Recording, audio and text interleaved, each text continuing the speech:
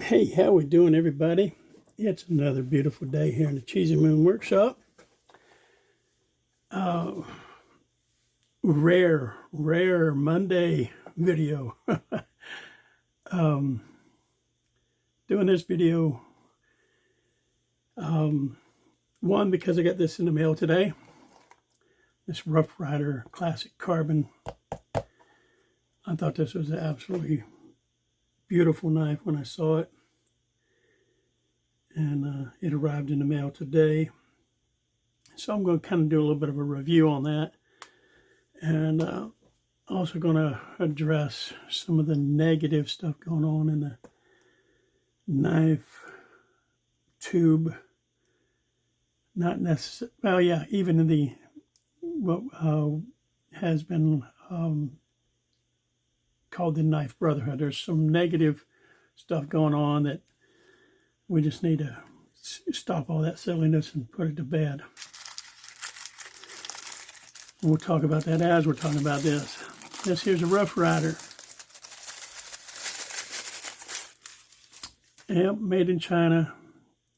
I'm not a big fan of Chinese knives, but you know, it's a decent, well-made knife. And I love the Barlow shape. But one thing I don't like, and it has nothing to do with the fact that it's a Rough Rider or it's made in China or anything, but if you look at this, the main blade is, for me, virtually inaccessible. I cannot get to that nail neck because this blade's in the way. You see that? I mean, I have to open. And granted, I don't have any thumbnails left. But I have to open that blade to get access to this nail neck on the main blade. I love this swedge cut on these. That blade profile is freaking gorgeous. But yeah, just not a big fan of the fact that once I close this secondary pen blade, I can't get to that other blade. Even with my, what I'm now calling my good nail, I can't get in there. So that's kind of a negative for me. The micarta handles, fantastic. The fit and finish on this, fantastic. The price point on these, fantastic. You know, and the fact that it's influenced by a Barlow, it doesn't say Barlow on there, so it's not, they're not copying the Barlow, they were just influenced by it. And that's one of the things I'm going to sort of segue into. There's a lot of talk about, you know, one channel copycat another channel. Well, did these guys copycat the Barlow? Kind of, but not really. Were they influenced by the Barlow? Absolutely. So, you know, being influenced by someone else's channel, I mean, one of the common terminologies for people who have YouTube channels or TikTok channels or Instagrams, they call them influencers because they influence people.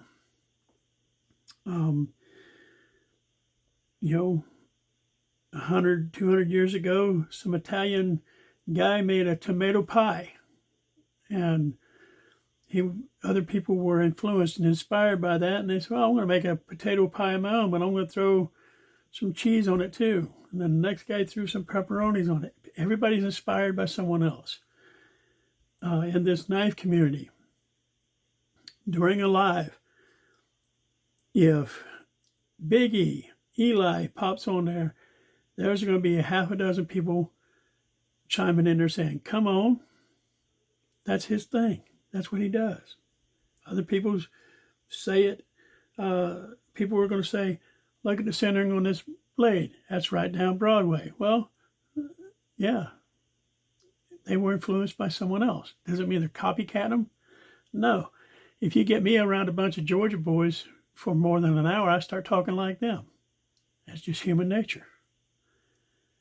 So I don't think, I mean, yeah, there's a couple guys out there that kind of tend to copy someone else's format or saying or their little thing that they're doing because they see it working for someone else. So they're going to, well, maybe I'll pick up, more subscribers doing that.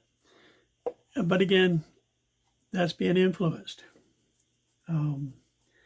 There's nothing wrong with being inspired and influenced by someone else. When someone was watching Make Cutlery Great Again or Aaron at AW Customs or anybody else, and they'll say, well, I thought about doing that, but I don't want to copy you. Well, don't consider it copying it. Consider it being influenced. And most likely, if you ask any one of those guys about their leathering or their modifying a knife or whatever, if you message them or ask them how they do it, they're going to help you along and show you how they did it. And it's not like it's some proprietary thought process. Musicians are influenced by other people. Chefs are influenced. Artists are influenced. We're all influenced by someone else. Unless you're flat out, unless you start your video by saying, hey, how you doing, everybody? It's another beautiful day at the whatever ranch. And at the end of the video, if you say, above all, have a beautiful day, well, yeah, that's kind of copying Cheesy Moon. But